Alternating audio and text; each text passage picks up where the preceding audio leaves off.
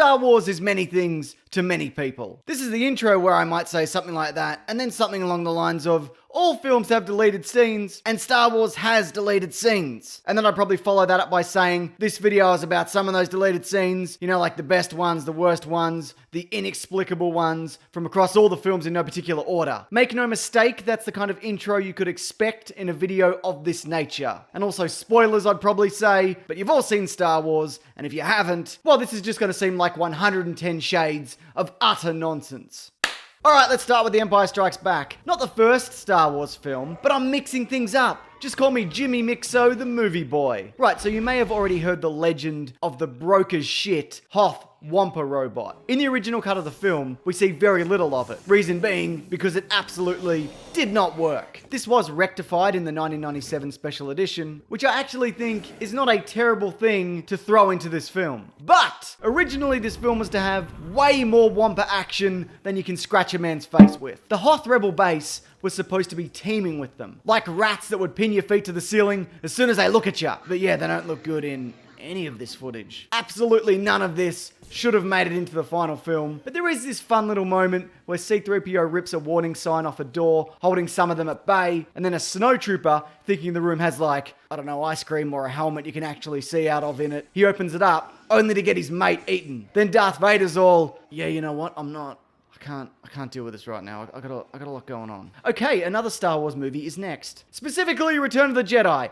the final Star Wars film until it wasn't and still isn't. Of all the clips we're talking about today, bar one, which we'll get to later, I feel like these could just easily slot right back into the movie, no problems at all, even if some are a little dull. The first one is everybody boarding their retrospective ships after killing everyone Jabba the Hutt knows, and also Jabba the Hutt himself. Doesn't really add anything, I just think aesthetically, you know, it's kind of interesting. And it also got me thinking, oh man, Luke must have got a lot of sand in his X-Wing. You could vacuum that all day, every day. You're never getting all that sand out. Also, I guess this means that he changes into his flight suit in his cramped cockpit. Show me that scene. Show me a 12-minute sequence of a man trying to wrestle into a pair of full-length orange overalls when he can't stand up or even straighten his legs. The worst kind of transport is an X-Wing. It's like flying economy class, except you can't buy anything from the minibar on wheels, and instead of using a toilet, you just have to shit in your pants, I guess. This next one I love, and it's only brief, but it kind of turns a nothing scene into a great scene. It's basically more of the rebels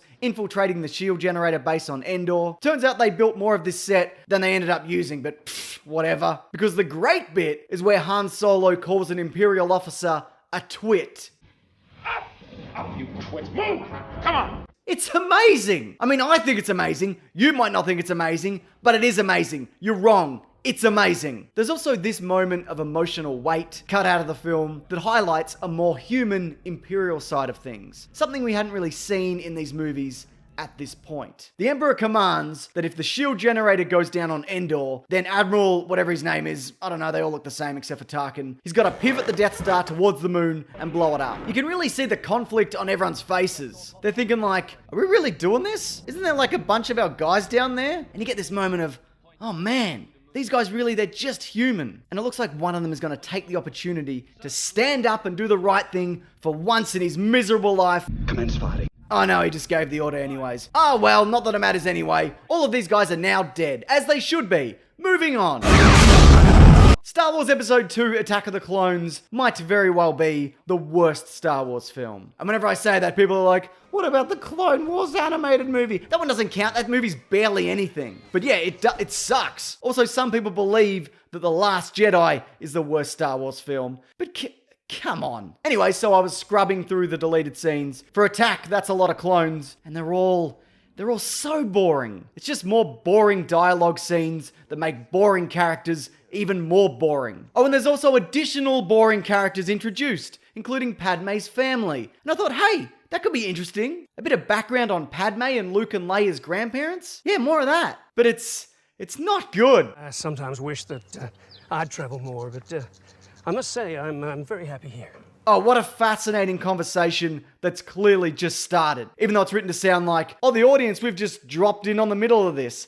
Get it out of here. There's also an additional Senate scene, which is absolutely what these movies did not need, where Padme is all, there was a bomb and I nearly died, and everyone's like, oh, that's outrageous, we object or whatever. But then, the only interesting thing happens from any of these scenes. This goofy looking blue guy reveals his tongue, and it's just weird as. I thought he'd have a relatively normal tongue, and yet he does not. But that's Star Wars for you, isn't it? Next level creative choices. Let's journey back in time to an era before Attack of the Clones, if you can even imagine such an existence. A time that heralded the release of the first Star Wars film, and nobody had any idea about what kind of box office records it was going to break. I'm of course talking about a little film called The Phantom Menace. Oh, sorry, did you think I meant the first Star Wars as in the first one that was made? No, because The Phantom Menace is the very first one until, they make that Yoda prequel that feels like a looming dark cloud waiting to roll in and punch us right in the head. You know what? Forget all that. I just want to talk about A New Hope. Haha, misdirect. Because there's a scene in this that actually ties into The Last Jedi novelization. In The Last Jedi novelization, old man Luke Skywalker dreams of a life back on Tatooine where he never left, and he ends up a moisture farmer like his aunt and uncle and married to Cammy Marstrap, seen here. It also references this scene where Luke claims to have witnessed an Imperial battle above Tatooine, which is quickly dismissed by all of his mates. Yeah, it's not a great scene, but it's interesting because we find out Luke's friends refer to him as Wormy. You watch it. Don't worry about it, Wormy.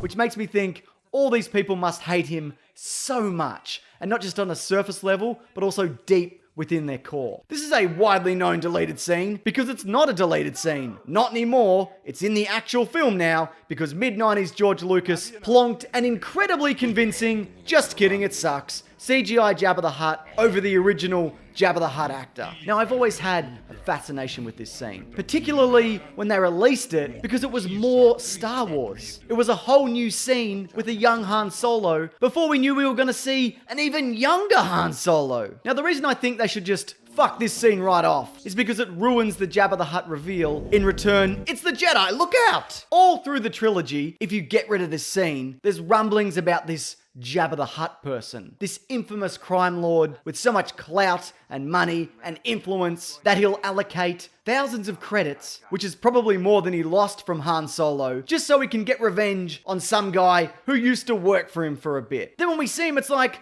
holy shit, he's not a man, he's a slug man. I have so many questions. How did he get to be the boss? He can't even move. He's got weird little arms, so he mustn't be able to fight very well. What happens if everyone just left the room at once? Because even if he could move, he couldn't get up those stairs. So what would happen? I mean, I guess he'd just die there. Why does anybody listen to this guy at all? Anyways, this scene ruins all of that, but whatever. But I have two favorite deleted scenes from Star Wars. The first one chronologically that I have recently discovered, and like I said, they are definitely my favorite bar none. The first is this.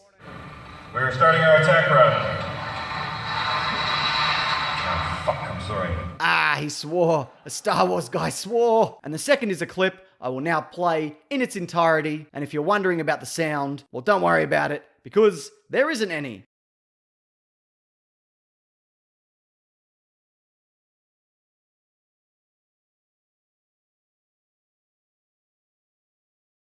Now, by itself, with no point of reference, this is just footage of an insane woman yelling at nothing. But even knowing that it's from Star Wars, it's still nothing. What is this even supposed to be? Was there going to be a speeder going by that they were going to put in later? Or some kind of stop motion effect that was never finished? I guess we'll never know, and I'm not okay with that. Man, remember Revenge of the Sith? People are like, that's the really good one out of the prequels, and it redeems the whole trilogy. Yeah, but does it though? I mean, yeah, it's better than the other two, and it's got a cracking opening, but that's a video for another time. And also, I'm probably never going to make that video, but who cares? Because we've got some deleted scenes that I'm very happy to report are okay. There's this weird looking early animation that highlights what was going to happen if Liam Neeson showed back up to tell Yoda that, hey, you can be a blue ghost too, like me, Liam Neeson. I died and I'm embarrassed about it. That's why I turned myself into a ghost. So I'd be remembered for something else other than the guy who insisted that Anakin Skywalker be trained, and he turned out to be the worst bloke in the galaxy. This scene, look, it's a bit on the nose, to be honest. A bit like,